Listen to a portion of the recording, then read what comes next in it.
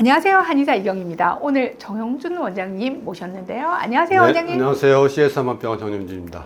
자, 오늘 주제는 무릎이죠. 사실 우리 몸에서 중요하지 않은 관절이 있겠습니까만 특히 중년 이후 가장 빈도가 높은 관절 질환 부위다 보니까 이 무릎 관절 질환에 대한 관심과 걱정들 많으신데요. 그래서 오늘 여러분의 이런 걱정을 덜어드릴 만한 정보를 알려드리도록 하겠습니다.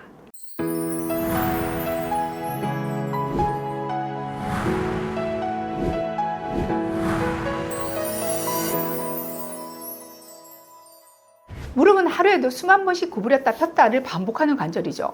무릎 관절이 고장나면 보행부터 시작해서 앉는 동작까지 일상적인 생활에서 삶의 질을 유지하기 힘들어지는데요. 거기다 활동량이 많은 만큼 부상당할 확률도 상당히 높고 또 나이가 들수록 퇴행성 변화도 가장 빠르게 찾아오는 관절이다 보니 100세 수명을 바라보는 우리들을 가장 조마조마하게 만드는 관절이기도 합니다. 네, 맞습니다. 특히 퇴행성 변화로 인한 무릎 관절염은 관절 자체의 문제뿐 아니라 기본적인 생활과 활동 전반에 제한을 주어 정상적인 삶을 유지할 수 없게 하죠. 네.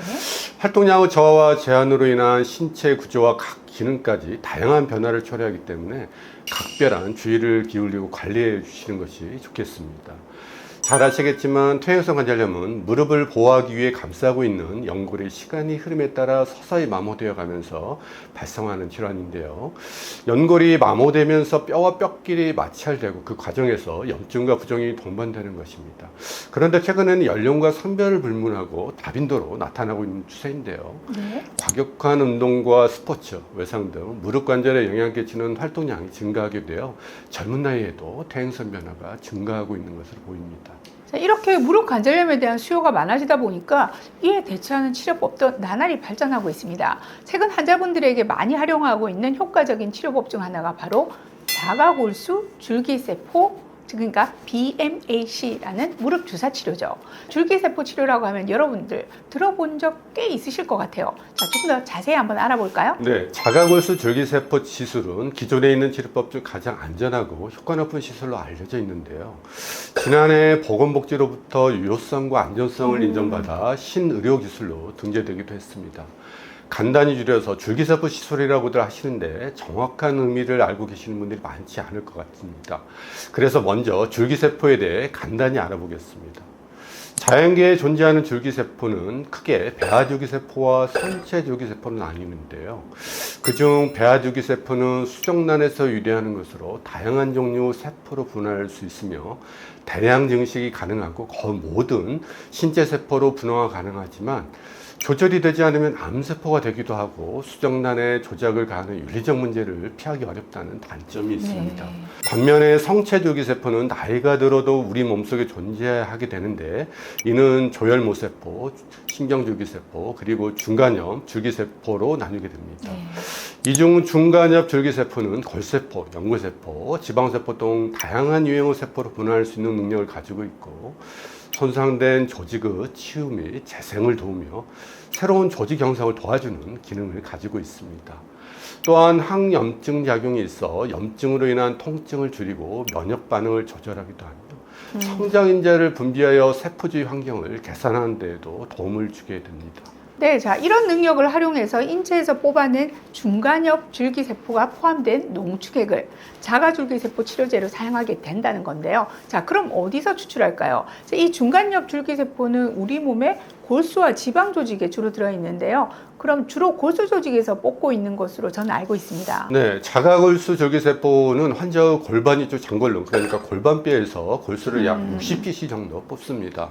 채취한 골수를 골수 줄기세포용 원시분리 키트를 이용해 치료에 필요한 혈소판과 중간엽 줄기세포가 많이 들어있는 부분의 층을 잘 분리한 뒤 손상된 무릎 관절강에 주입하는 겁니다. 경험해 보신 분들은 아시겠지만 줄기세포 치료는 무릎 통증을 경감시키고 관절염의 진행 단계를 늦추는 데 매우 효과적입니다. 네, 말씀하신 대로 줄기세포 치료에 대한 관심은 꽤 높은 편인데요. 구체적으로 어느 단계에서 시술 받으면 좋은지, 그러니까 본인이 시술 대상인지에 대한 질문들이 가장 많은 것 같습니다. 자, 가장 적절한 치료 시기는 관절염 초기, 중기 단계겠죠. 네, 너무 진행되기 전에 시술 받으시는 것이 보다 효과적입니다.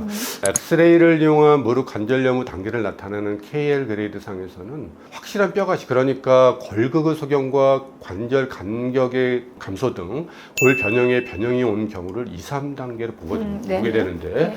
또 다른 방식으로 무릎 내시경과 MRI 소견으로 연골의 손상 정도를 평가하는 분류 단계인 ICRS 상에서는 연골 깊이가 50% 이상 손상됐거나 손상되어 석회화가 진행되어 있는 경우를 보통 3에서 4등급의 환자로 분류하고 있습니다.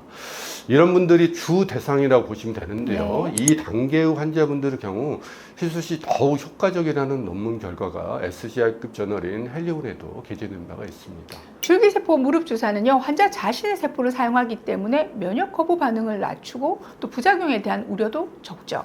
자, 따라서 과거 인공관절 수술을 통해서만 회복을 기대할 수 있었던 환자분들의 부담감을 줄여주고 있는데요. 또 수술을 하지 않는다는 면에서 절개나 마취에 대한 두려움에서도 벗어날 수 있고요. 여기다 인공관절 수술과 비교했을 때 회복력도 빠르고 금전적인 부담이 적은 것도 큰 장점이라고 볼 수 있겠습니다. 네, 이뿐만이 아니죠. 줄기세포 무릎 주사로 통증 완화뿐 아니라 관절염의 진행 속도는 늦출 수 있으며 연골의 재생, 관절의 기능 개선까지도 기대할 수 있게 되었습니다.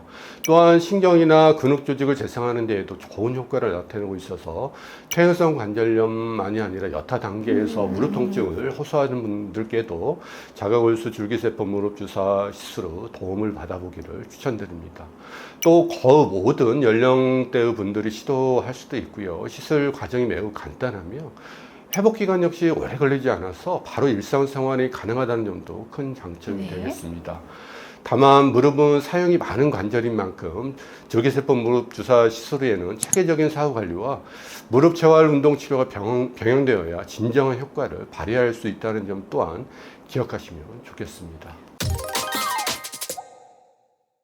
무릎 치료에 효과적인 자가골수 줄기세포 치료에 대해서 알아봤는데요. 덤으로 한번 망가지면 바꿀 수도 없는 소중한 무릎, 이 5mm도 되지 않은 얇은 연골을 사수하고 건강한 무릎 관절을 지키는 키포인트도 지금 알려드릴게요. 평소 밸런스 핏을 통한 3D 자세 분석과 근력 체크 등을 통해서 양측 무릎 부위 근육의 밸런스와 근력을 유지하시는 게 중요하고요. 자, 무릎에 이상이 있으면 운동을 딱 끊어버리는 경우 많으신데요. 근육 약화, 체중 증가로 이어지게 됩니다.